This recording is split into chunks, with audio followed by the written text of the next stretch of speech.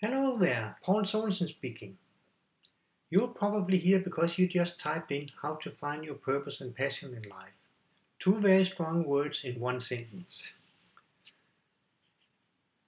And one could ask, is it necessary to know what our purpose is? No, it's not. Lots of people go through life without having a clue about it. But when you are here, it's because you're serious. You want something more. And so did I. I've been interested in the personal development area for more than 2 decades.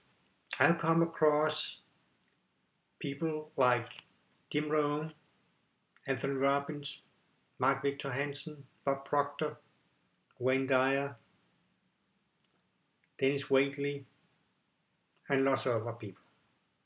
They are all great authors of books, audibles, videos, programs that can help you find your purpose. Search for it and you will find it. And if you, like me, are open-minded, then go hunting for new ideas, new lessons, new things in life that can improve life. And you will discover that things come to you that you didn't even expect to come. So be open-minded and go searching, and things will come.